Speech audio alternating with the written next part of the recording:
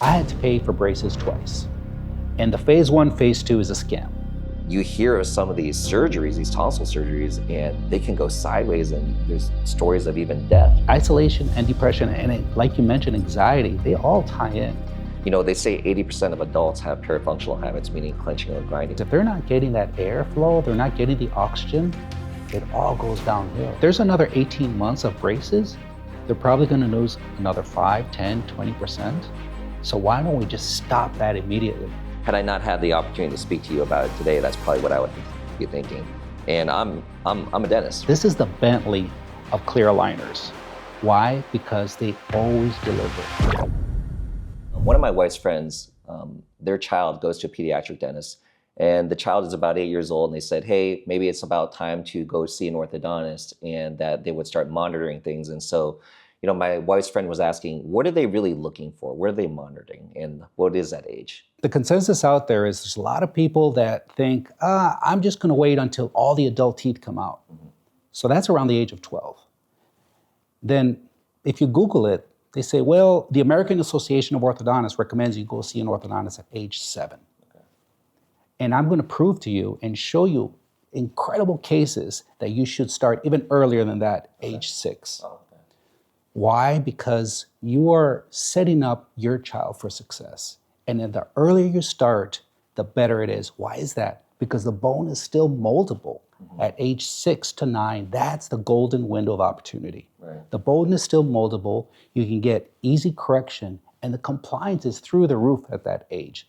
So what you're doing is you're intercepting any major problems, major crowding or major overbites or major underbites. You're intercepting all these problems. You're not waiting until 12 years of age. Right. So that's a big thing. I hear even a lot of dentists recommend, oh yeah, just wait. I'm gonna send you to a dentist once all your baby teeth are out. That's unfortunately false. So if you wanna give your kid the best chance of having no need for extractions or jaw surgery or even breaking a habit, the age of 6 to 9 is crucial. Oh wow, that's pretty interesting because my child is 5 years old right now, so it looks like he'll have to go see you soon. But I see a lot of times that dentistry can be subjective and people kind of get set in their ways and they're always going to do it like a certain way. What percentage of orthodontists out there do you see that they recommend 1-stage or 2-stage for orthodontics? Right. So orthodontics is a strange group. There's only 8,400 orthodontists in all of the United States. Okay.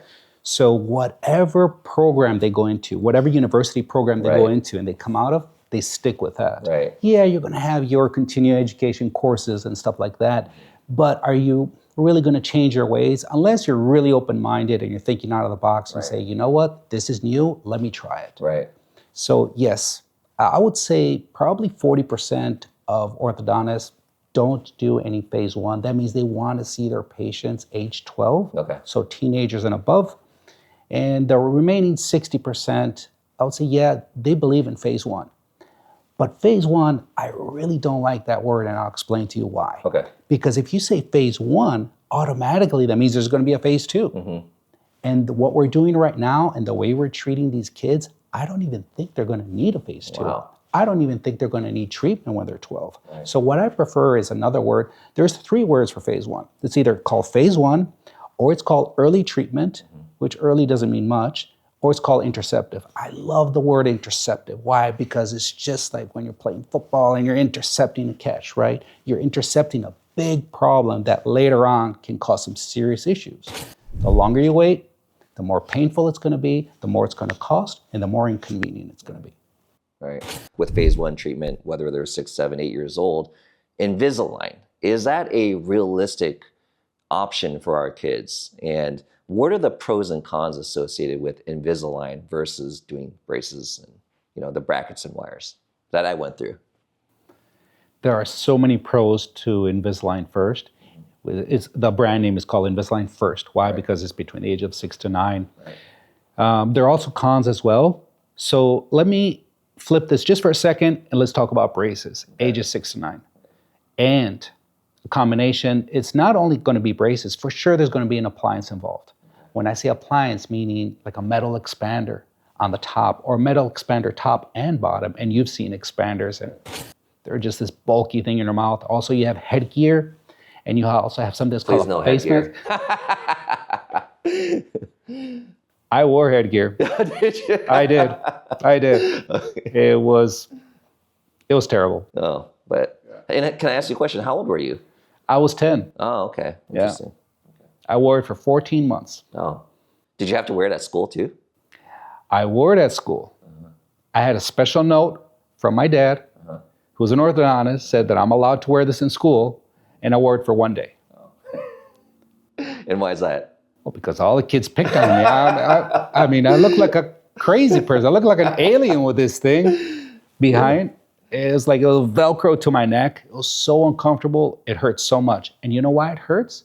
Because all these appliances, whether it's an expander, a face mask, or a headgear, and those are the most common ones, they need 400 to 600 grams of force. All right. Braces need 50 to 100 grams of force. And Invisalign needs 5 to 10 grams of force. Okay. So if they are all as effective, just as effective, which one would you pick for your child? Yeah, exactly. The Right? Invisalign. You don't want to put them through pain, and you want them to be compliant. So back to phase one, braces and some kind of appliance. Now, we've all heard of braces or had braces. They are very difficult to clean around, to keep clean, right? So for sure, you're going to develop, I'm sure, gingivitis, plaque calculus buildup, for sure. Compliance, breakage, something broke, you have to go to your orthodontist, get it repaired. And, you know, they're kids. They want to eat whatever it is, and sometimes not too careful, and things happen. So just the emergencies and just the diet restrictions is, for me, is a huge con for braces. Right. Yes, Invisalign has some cons, but those are the main ones. Right. Keeping it clean and not breaking stuff. Right. And Invisalign is the exact opposite. So there's nothing to break. They can eat anything they want, anything hard, chewy, or sticky, which is off limits with braces. They can have it with Invisalign, and that's great because they're in that growing age, and you want to be feeding them properly, right? Mm-hmm. And then another thing is keeping it clean. So for them to brush their teeth and floss, what do? They just pop it out, brush and floss, done. Right. It probably takes them 30 seconds. A kid with braces, you're looking at least 2 to 5 minutes every time they brush. And they're going to brush every time they eat, which is probably 3 times a day, plus their snacks, another 3 times. So they're dedicating 2 to 5 minutes, 6 times a day. Do you think a kid around age of 6, 7 is going to brush that well? Mm-hmm. It's difficult. But I do have a big question in regards to compliance. Yes. Right? So, man, I remember as a teenager, how many friends would you have that they lost someone's going through a trash every day at lunch, right? Because their retainer got thrown away. They forgot about it. Is compliance an issue with little kids that you've seen? So I did my own research. I've been doing Invisalign on adults and teens for years. Mm-hmm. And I started doing Invisalign for kids. And to my surprise, the ages 6 to 9 is the most compliant group than all of the groups. Wow. So I looked into that, and I was trying to find out, why is this? Mm-hmm. I mean, yes, I could ask the kid or I could ask the mom, but I just wanted to look at the psychology of it. So I started looking at psychology journals and all kinds of social journals, and finally I found that this is the age where they're still listening to mom and dad. Mm-hmm. This is the age where they're starting to see cause and effect. They're starting to dress themselves, tie their own shoes, and starting to look at themselves more in the mirror. So you have that sweet spot where you have incredible compliance and also incredible social growth all happening at the same time. So it's the perfect time. So my compliance is incredible for that age group, and I always have faith in them. Yeah, once in a while, 1 out of, let's say, 50 will not be compliant. But after a few talks, they go back to being compliant. Oh, wow. I actually did an awesome video. It's going viral on the 4 cons and the 4 pros of Invisalign. And yeah, there's nothing perfect out there, but those things are definitely important to know. Right. So you can check it out in the description. Right. It's going to also be linked above. Thank you again, Dr. J, for this information. Hey, you got it. Yep. All right, Dr. Choi. Thank you.